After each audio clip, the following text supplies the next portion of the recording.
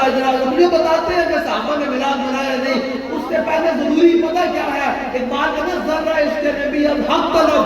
سونے صدیق و علی حق طلب. اقبال کہتا ہے لبائے کہتے ہیں گاٹے پھٹنو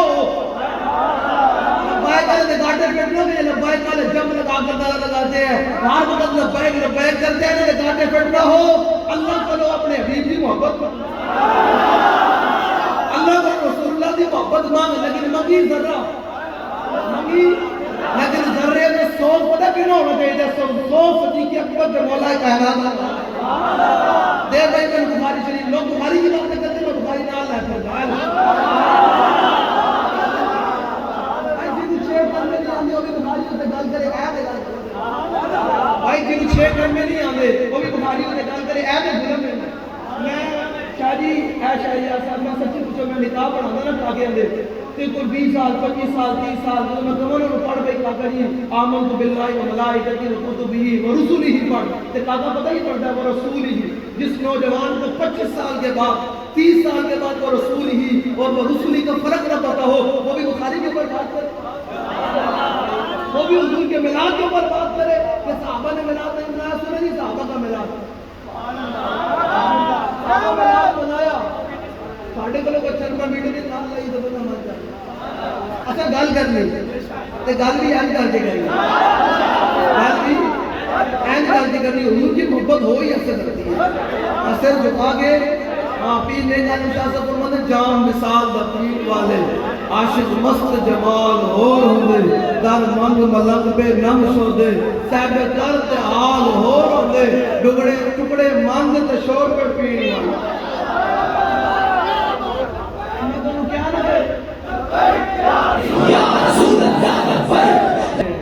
جب حضور آ جائے تو پھر صحابہ حضور کی شانیں بیان کرتے ہیں وہ چاہے نماز میں کھڑے ہو کہاں کھڑے ہو بھائی نماز میں کھڑے ہو میرے آقا محمد صلی اللہ علیہ وسلم یہ بخاری شریف کی حدیث پاک ہے امام بخاری نے 8 جگہ روایت کی اس کو 8 جگہ اس کو روایت کیا مختلف سمجھو کے ساتھ. اب امام بخاری کا کہتے ہیں میرے آقا مولا صلی اللہ علیہ وسلم قبیلہ عامر ابن عوف کی صلح کے لیے تشریف لے کر گئے پیچھے نماز کا وقت ہو گیا مسجد نبی کے اندر صحابہ نے کہا بھائی نماز کون پڑھائے گا نماز کون پڑھائے گا انہوں نے کہا جی نماز صدیق اکبر پڑھائیں گے نماز پڑھائیں گے صحابہ نے کہا جی ٹھیک ہو گیا صدیق اکبر حضور کے مصلی پر کھڑے ہو گئے بلال حبشی نے تکبیر پڑھی بلال حبشی پتہ ہے کون ہے بابا جی فرماتے ہیں میں ملک شام گیا نا جب میں نے حاضری دی تو بلال حبشی رضی اللہ تعالیٰ عنہ کے مزاج پر تو فرماتے جب میں نے حاضری دی نا تو میں نے جب آپ کے قبر انور کو ہاتھ ڈلایا تو مجھے کرنٹ محسوس ہوا عشق کی آگ آج بھی جل رہی ہے عشق کی آگ کیوں نہ جلے یار جنا حضور واسطے تبتے ہوئے ریت دے ہوتے بھی حضور کا دامن نہیں چھڑیا